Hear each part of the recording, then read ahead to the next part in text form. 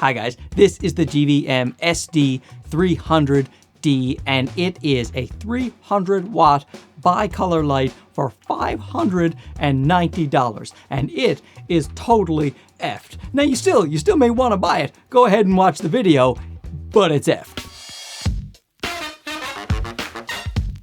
Okay, let me put him down so he's not blocking so much of my pretty face here. Now, I like GVM, great video maker company. They are a great video maker company. My kicker light is GVM. I have used their lights in the past and I have not had any problems. Now, this light is a very good light, but it has a very big problem. Now, I'll get into the problem in a second, but first, let's talk about the things that really impressed me. First of all, it came in this nice case, which is becoming pretty standard for some of these lights, but some of my lights don't come with cases at all. And when you have to transport lights, you will always want a case. I like that. That's a nice touch. So for $590, get a 300 watt light and a case. I like that. And of course it comes with this hyper reflector here if you want a really strong beam of light, but then it comes with this little diffuser cap. A diffusion cap? It goes over here to protect your chip because it's a chip on board light, COB, and you can carry it around, I guess, to protect it like that, but it gives you an extra layer of diffusion. And the fact is, I actually use this inside my 2-layer softbox because the light is so powerful in my little studio. Even at 1%, it was too powerful. So I put this guy on, then I put the softbox on, creating an even softer light, which was great. It's a really solid construction. It's all hard plastic here with a nice vent for the fan, really good metal yoke with 2 fasteners on each side with teeth grips here. This thing is not gonna, you tighten that down, this ain't going anywhere. I don't care what kind of softbox you put on this bad boy, as long as your stand is sturdy, this is going to hold, which is fantastic. And you talk about the fan, when the fan does kick on, like I put it on at 100% power, which I don't think I will ever need, but for about an hour, and when the fan kicked on, it was a very reasonable volume. It was about 40 decibels, which is lower than a lot of my lights, and it was a nice, consistent sound. So even if your mics were to pick it up, which I doubt they would, then you could easily remove that in post. Now, because I'm using this at 5% or less, I never hear the fan. It never kicks on, and it's just, even when it does, sounds good. Very impressed with that. On the back here, you have a rugged little Xlr port with a nice rubber protective case, and it locks in actually. So in order to get it off, you have to press down the button to pull it out, so that's nice and secure. It's got DMX in right here, and this is the mode button, and this is the dial to control the color temperature and also to change the channel depending on what mode you're in. So you just switch it on here. I'm only at 1% because, as I say, crazy bright. You can just turn it up with here. Now, I have it on master because I'm controlling it with the back of the light here, but if you switch it down, you can go into app.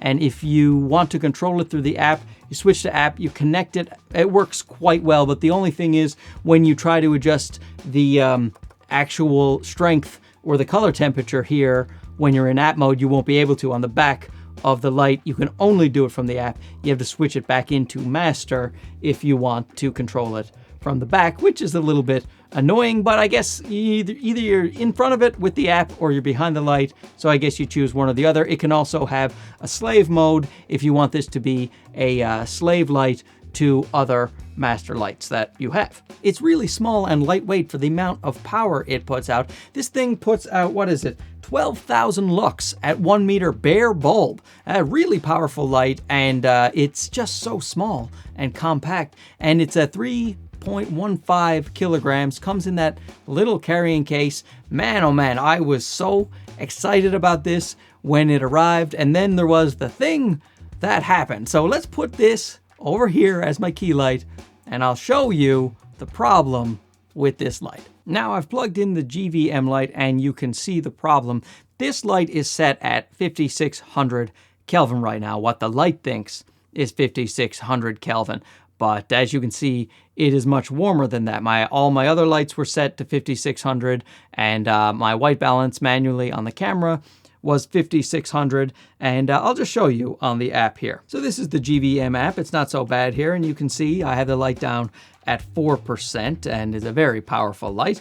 One of the very good parts about it, but as you can see, the 5600 is here. Now, if I set it all the way to 7400, then we get it back to about the 5600. In fact, I did a bunch of tests. I will actually put that up on screen right now, what the real values are compared to what the light thinks the values are. So now the light is decently consistent unto itself, except at the very extremes. At the really, really warm end, when the light is supposed to be 2700 degrees Kelvin, it's about 2600. Then you go up to 2800, it jumps 400 Kelvin to 3000.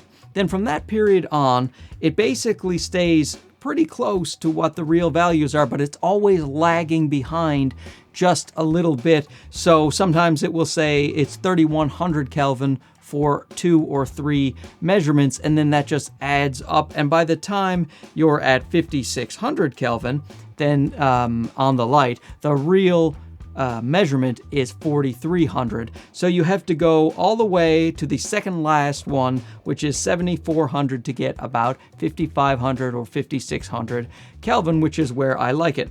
Now again, at the extreme, on the cool end, there's a problem. If you go from 7400 to 7500, it jumps 1000 Kelvin. So it goes from 5500 to 6500 with that 100 degree increment. You see, it's totally effed. But the thing is, in many situations, you can work with this light because the measurements do stay consistent. They're not all over the place. They are just incorrect. I have written the company and I told them, your measurements are definitely wrong. And I've seen 2 other reviews on this light. There's not a lot of reviews out there of this guy, but the 2 other reviews I saw said the exact same thing about the color temperature. So I wrote GVM and I said, you know, you guys got a good light here, but the measurements are off. Maybe you can fix that in a firmware update, something like that. They wrote back, we understand. Now, I don't know what that means. Hopefully, that means they will fix this, because if they fix this, this would be a bargain of a light, because other than that, I really love the light. Now, personally, I am going to use the hell out of this light because I know about the color difference between what the light says and reality. I white balance my cameras usually anyway, and I don't have anything as powerful, as not even close to as powerful as this guy in the studio. So I am definitely going to find many uses for him. And maybe if you're like me and you want a powerful light that you can get as cheap as possible, then this guy would be the way to go. But if you're looking for a light that is accurate and you worry about quality control, things like that, then, you know, you may want to spend a little bit more money and get those things. Oh, but I will say it has a nice linear output in terms of power. So, you know, like 50% of the power is really 50% of the power, 25% is half of the 50. It's a nice linear straight line when we're talking about the power output of the guy. Seriously, great light. I really hope that they fix the color thing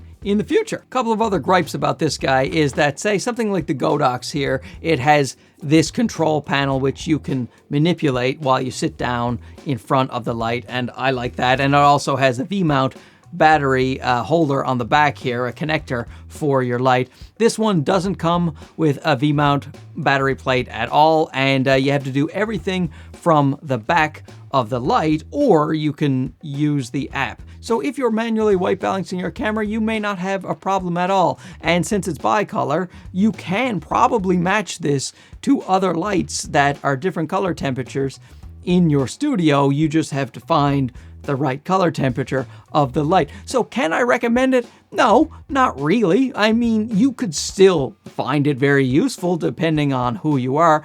But personally, if I'm shelling out more than $500 US, I would like it to have the right color readings, you know? So thanks to GVM for sending this out, and I think you guys have a great light, and I hope that you make that adjustment, because that would make this a really good value for a lot of people. Anyway, thanks for watching. Don't forget to like, subscribe if you haven't already, and we'll talk to you again soon. Okay, bye-bye. I'm using the Candlelit function to end this video romantically. And luckily, GVM knows the color temperature of candles.